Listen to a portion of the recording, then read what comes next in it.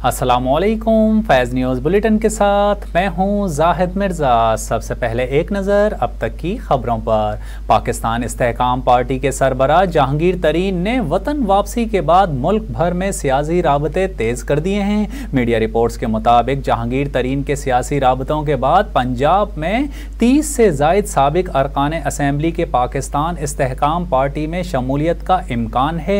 Reports का कहना है कि जहांगीर तरीन और अलीम खान आइंदा चंद रोज में लाहौर, इस्लामाबाद और कराची में मुलाकातें करेंगे, जबकि पार्टी क़यादत का खैबर पख्तूनख्वा की बड़ी सियासी शख्सियात के साथ भी दोबारा राबता हुआ है।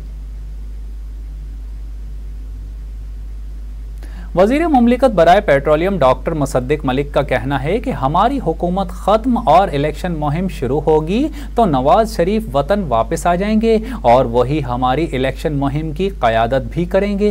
निजी टीवी के प्रोग्राम में बात करते हुए उन्होंने कहा कि बहुत पुरएतमाद हैं कि इलेक्शन कमीशन वक्त पर इलेक्शन करवाएगा। इससे कबल साबिक वज़ीर आज़म और PMLN के कायद नवाज शरीफ ने दुबई में नून लीगी अमाराती वफ़द से गुफ्तगू करते हुए कहा था कि आने वाला दौर मुस्लिम लीग नून का है। मुस्लिम लीग नून की क़यादत ने ही हमेशा पाकिस्तान को मुश्किलात से निकाला और अब भी पाकिस्तानी मईशत को भंवर से निकालेगी। उन्होंने मज़ीद कहा कि इक़्तिदार में आकर पाकिस्तान से महंगाई ख़त्म कर देंगे और नून लीग की आने वाली हुकूमत मसाइल पर जल्द काबू पा लेगी।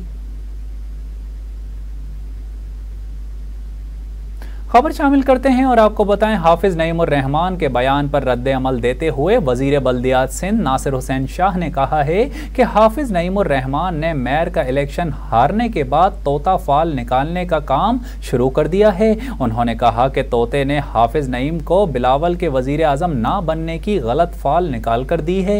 वजीर बल्दियात सिंध नासिर हुसैन शाह ने हाफिज नईमुर रहमान को मशवरा देते हुए कहा कि उन्हें तोता फाल निकालने का काम छोड़कर कुछ दिन आराम करना चाहिए। याद रहे कि कराची में प्रेस कॉन्फ्रेंस करते हुए हाफिज नईमुर रहमान ने कहा था कि पीपल्स पार्टी कुछ भी कर ले, बिलावल भुट्टो अब वजीर आज़म नहीं बन सकते। उनका कहना था कि कराची शहर का मेयर कब्जा मेयर है, पूरे कराची पर ताकत के जोर पर कब्जा किया गया। पीपल्स पार्टी कराची पर 15 साल से काबिज है। पीपल्स पार्टी चाहती ही नहीं कि कराची में कोई काम हो।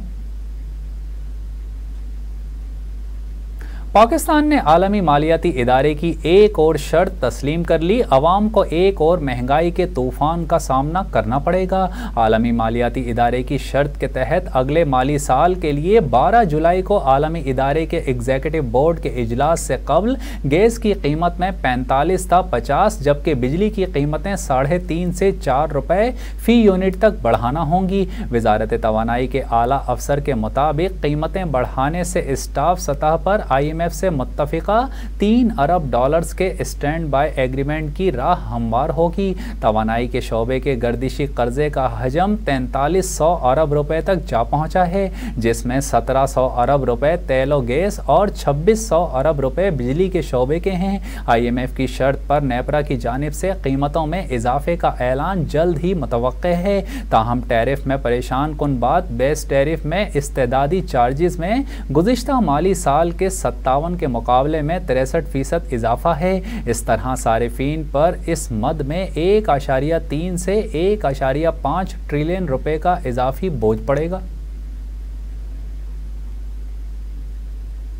Deputy chairman senate Mirza Mohammad Afridi ने मुल्क में 9 नए सूबे बनाने की तजवीज़ दे दी है। निजी टीवी को इंटरव्यू देते हुए deputy chairman senate Mirza Mohammad Afridi ने कहा कि कराची को बिल्कुल अलग सूबा बनाना चाहिए, बलूचिस्तान के 3 और पंजाब में भी 3 अलग सूबे बनाने चाहिए। डेप्यूटी चेयरमैन सेनेट का कहना था कि विफाक के ज़ेर इंतज़ाम साबिका इलाके फाटा को भी अलग सूबा बनाना चाहिए और एक सूबा हज़ारा का भी बनना चाहिए। मिर्ज़ा मोहम्मद आफरीदी का कहना था कि पाकिस्तान में जितने ज़्यादा सूबे होंगे उतना बेहतर होगा। 18वीं तरमीम के बाद सूबों को अपना अपना हिस्सा मिलता रहेगा। नए सूबे बनेंगे तो आपको NFC अवार्ड की तहत हिस्सा भी मिलता रहेगा। डेप्यूटी चेयरमैन सेनेट का मजीद कहना था कि हुकूमत ने फाटा के साथ किए गए वादे पूरे नहीं किए। आज भी फाटा के लोगों को कई तहफ़्फ़ुज़ात हैं और उन्हें कई मुश्किलात भी दरपेश हैं। उनका कहना था कि हमने वज़ीर ख़जाना इसहाक डार के साथ भी फंड्स का मामला उठाया है। मुल्क में नए सूबे बनेंगे तो ही मसाइल भी हल होंगे। खबर शामिल करें और आपको बताएं, निगरान वज़ीर आला पंजाब मोहसिन नकवी का कहना है कि हेल्थ कार्ड बिल्कुल भी बंद नहीं हो रहे और किसी गरीब का इलाज भी बंद नहीं हो रहा। निगरान वज़ीर आला मोहसिन नकवी ने रात गए लाहौर में अकबर चौक फ्लाई ओवर मनसूबे का दौरा किया और काम की रफ्तार का जायजा लिया। लाहौर अकबर चौक फ्लाई ओवर मनसूबे के दौरे पर मीडिया से गुफ्तगू करते हुए मोहसिन नकवी ने कहा कि हेल्थ कार्ड का गलत इस्तेमाल बंद किया है। दिल के ऑपरेशन बिल्कुल बंद नहीं किए, सिर्फ निजी अस्पताल में दिल के ऑपरेशन पर 30% अदा करना होगा। उन्होंने कहा कि हेल्थ कार्ड बिल्कुल भी बंद नहीं हो रहे, किसी गरीब का इलाज बंद नहीं हो रहा। उम्मीद है जो टारगेट रखा हुआ है ये मंसूबा इस पर मुकम्मल होगा। जराइम की शरह पर बात करते हुए मोहसिन नकवी का कहना था कि जराइम की शरह कम हुई तो, लेकिन जिस तरह कम होनी चाहिए वो नहीं हुई। इस तरह कम होगी तो कैसे काम चलेगा। एक सवाल के जवाब पर उन्होंने कहा कि कलमा चौक अंडरपास में बारिश का पानी जमा होने की रिपोर्ट मिलने पर जिम्मेदारान के खिलाफ कार्रवाई होगी। इससे कबल निगरान वजीर सेहत पंजाब डॉक्टर जावेद अकरम ने कहा था कि सेहत सहूलत कार्ड का नाम बदलता रहा, लोग इस कार्ड पर अरबपति बन गए और इतने स्टंट डाले कि मुल्क से स्टंट ही खत्म हो गए।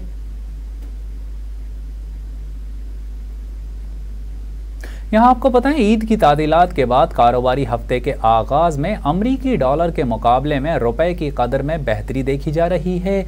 ओपन मार्केट में डॉलर 5 रुपये सस्ता हो गया, जिसके बाद डॉलर का भाव 285 रुपये है। ईद से कबल डॉलर 1 रुपये की कमी के बाद 290 रुपये पर बंद हुआ था, जबकि इंटरबैंक में डॉलर 72 पैसे सस्ता होकर 286 रुपये 99 पैसे पर बंद हुआ था। दूसरी जानिब आलमी मालियाती फ़ंड IMF से 3 अरब डॉलर की डील के बाद कारोबार के पहले दिन स्टॉक मार्केट में ज़बरदस्त तेज़ी भी देखने में आ रही है और पाकिस्तान स्टॉक एक्सचेंज की तारीख में पहली बार कारोबार का 2230 पॉइंट्स इजाफे के साथ आगाज़ हुआ है। कारोबार के आगाज़ पर ही 100 इंडेक्स यकदम 5.3% ऊपर गया, जिसके बाद कारोबार 1 घंटे के लिए रोक दिया गया। कारोबार के आगाज़ पर ही 100 इंडेक्स 43,000 की सतह उबूर कर गया और इंडेक्स 2068 पॉइंट्स इजाफे से 43,521 तक जा पहुंचा।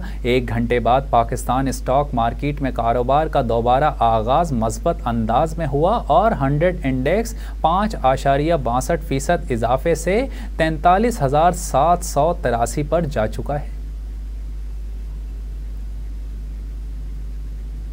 खबर शामिल करते हैं और आपको बताएं, इजराइल के जेनीन में मुसलसल हमले जारी हैं, जिसके नतीजे में शहीद फ़लस्तीनियों की तादाद 5 हो गई। गैर मुल्की मीडिया के मुताबिक इजरायली फ़ौज जेनीन में महाजरीन कैंप पर मुसलसल फ़िज़ाई हमले कर रही है, जबकि उस दौरान रिहायशी ब्लॉक्स में ड्रोन हमले भी किए गए। फ़लस्तीनी वजारत सेहत ने इजरायली हमलों के नतीजे में 5 अफराद के शहीद होने की तस्दीक की है और 20 से ज़ायद शहरी भी ज़ख्मी हैं। रिहायशियों का कहना है कि इजराइल ने पीर की अलसुब जेनिन में 10 मजीद फ़िज़ाई हमले किए हैं, जिसके नतीजे में तबाह हाल इमारतों के मलबे से धुआं उठ रहा है, जबकि दर्जनों इजरायली फ़ौजी गाड़ी भी महाजरीन के कैंप्स के अतराफ मौजूद हैं जो इलाके में फ़ौजी ऑपरेशन कर रही हैं। इजरायली फ़ौज के इस ऑपरेशन के नतीजे में घरों और सड़कों को शदीद नुकसान पहुँचा। मीडिया रिपोर्ट्स के मुताबिक इजरायली फ़ौज की बर्बरियत से इतवार और पीर की दरमियानी शब 21 साला नौजवान मोहम्मद हसनैन शहीद हुआ, जिसे रामल्ला शहर के दाखिली इलाके में निशाना बनाया गया था। इजरायली वजारत सेहत ने शहीद होने वाले दीगर 4 अफराद की शनाख्त की तफसीलात फ़िलहाल जारी नहीं की हैं। ताहम वजारत सेहत का कहना है कि इजरायली हमलों में तकरीबन 27 अफराद ज़ख्मी हैं, जिनमें से 8 अफराद शदीद ज़ख्मी हैं। फ़लस्तीनी वजारत ख़ारजा ने इजरायली बर्बरियत की शदीद अल्फाज में मज़म्मत करते हुए कहा है कि इजरायली हुकूमत को इस बर्बरियत का हिसाब देना होगा।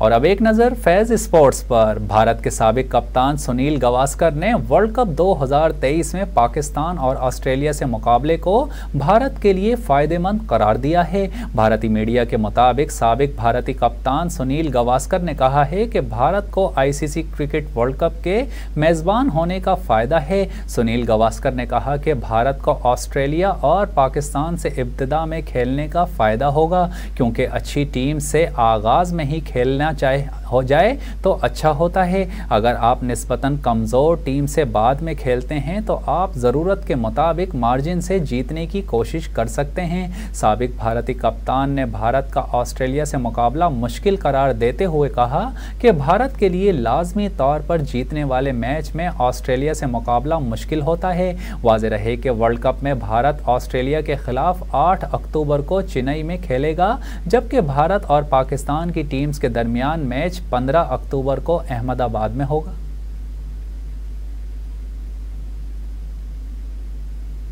और अब एक नज़र फैज़ एंटरटेनमेंट पर। महानूर बलोच का कहना है कि एक मद्दाह उनके लिए इंतहाई ख़तरनाक साबित हुआ, जिसने मुझसे निकाह का दावा किया और शिकायत करवाने के बावजूद भी बज़िद रहा। निजी टीवी शो में महानूर बलोच ने अपने एक मद्दाह का जिक्र करते हुए कहा कि वो अपनी ज़िंदगी में ऐसे मद्दाह को भी देख चुकी हैं जिसकी वजह से वो काफ़ी परेशान रहीं। महानूर ने बताया कि इस मद्दाह ने मुझसे निकाह का दावा किया जबकि मैं उसे जानती तक न थी। पहले तो मैंने इसको संजीदा नहीं लिया, ताहम मामला इतना गंभीर हो गया कि वो मेरे घर तक आ पहुंचा। महानूर ने बताया कि इस मद्दाह की इस हरकत के हवाले से उन्होंने अपने शौहर को आगाह किया, यहाँ तक कि उसको CPL के हवाले भी किया गया। उस शख्स की पिटाई हुई, लेकिन उसके बावजूद भी वो शख्स बज़िद रहा कि मैं उसकी बीवी हूँ। यहाँ तक कि CPL के हेड ने मेरे शौहर को उसके सामने खड़ा किया और कहा ये इसका शौहर है, तो उस शख्स ने जवाब दिया कि बहुत देखे हैं इस जैसे जो इसका शौहर होने का दावा करते हैं। महानूर ने कहा कि जब उस शख्स की तहकीकात करवाई गई तो मालूम हुआ कि वो एक दिमागी बीमारी शिज़ोफ्रेनिया का शिकार है, जिसकी वजह से उसने अपने दिमाग में ये बना लिया था कि मैं उसकी बीवी हूँ, जो कि मेरे लिए बहुत ख़तरनाक तरीन साबित हुआ।